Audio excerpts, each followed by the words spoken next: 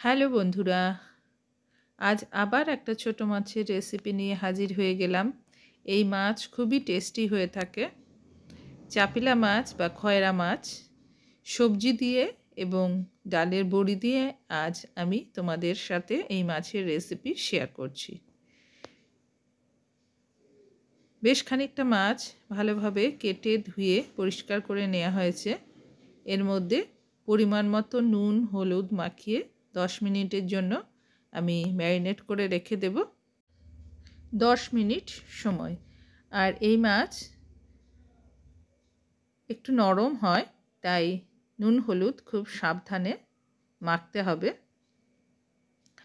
বন্ধুরা, এই মাছ তোমরা কে কে পছন্দ করো এবং কিভাবে তোমরা রান্না করো সেটা আমাকে কমেন্ট সেকশনে জানিও। দেখো, মাছগুলো খুব ভালো করে আমি নুন হলুদ মাখিয়ে নিলাম। এরপর কড়াই বসিয়ে তাতে বেশ খানিকটা তেল দিয়ে দিয়েছি। এবার আমি কয়েকটা বড়ি ভেজে নেব। বড়ি এবং শীতের সবজি দিয়ে এই মাছ খেতে কিন্তু দুর্দান্ত হয় বন্ধুরা। তোমরাও এভাবে একবার রান্না করে দেখতে পারো। বড়িগুলো আমার ভাজা হয়ে গেছে, তুলে নিয়েছি।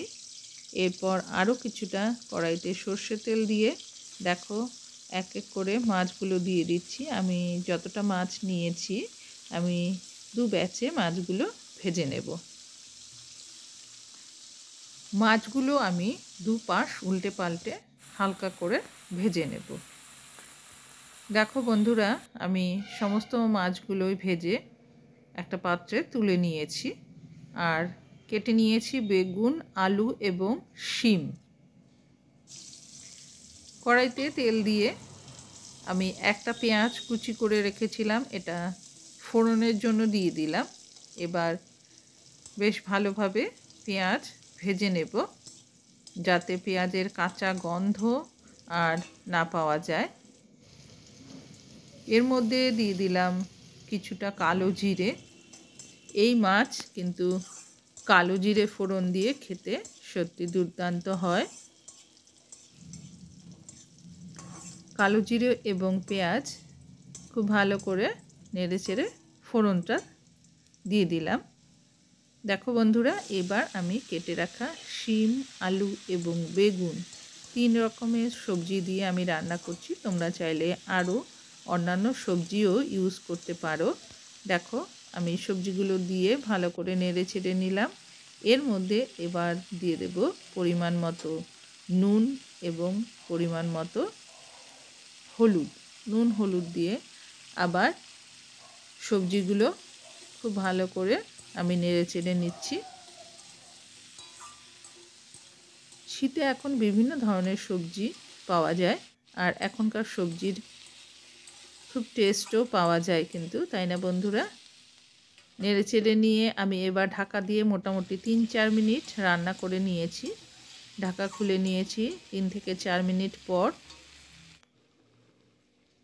সবজিগুলো অনেকটাই সেদ্ধ হয়ে গেছে আমার, তাই এবার আমি মশলা দিয়ে দিয়েছি। মশলা আমি মোটামুটি 2 থেকে 2.5 টেবিল স্পুন জিরে আর লঙ্কা বাটা দিয়ে দিয়েছি। কাঁচা লঙ্কা আর 2টো শুকনো লঙ্কা আমি বেটে নিয়েছি।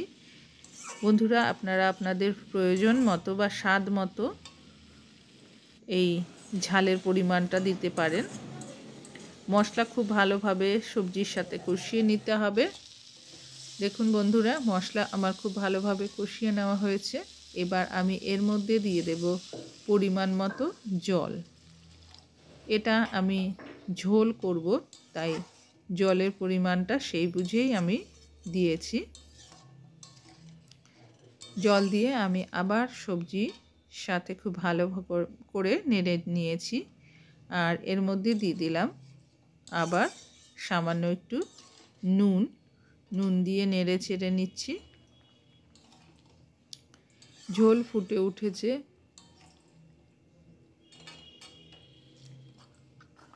এর মধ্যে এবার আমি দিয়ে দেব ভেজে রাখা বড়িগুলো। বড়ি দিয়ে আবার একটু নেড়ে চেড়ে নেব।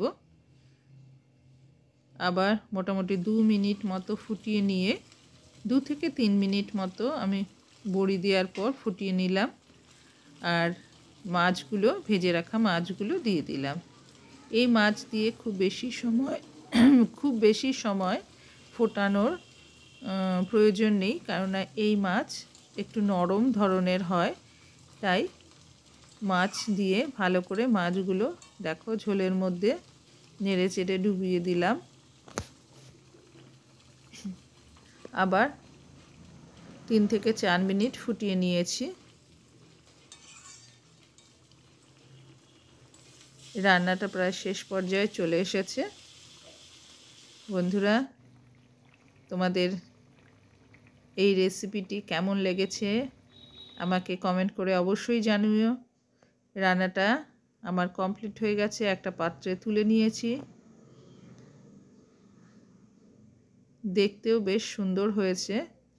আর এই শীতে বিভিন্ন ধরনের সবজি পাওয়া যায়, এভাবে রান্না করলে বন্ধুরা আশা করছি আপনাদেরও খুব ভালো লাগবে।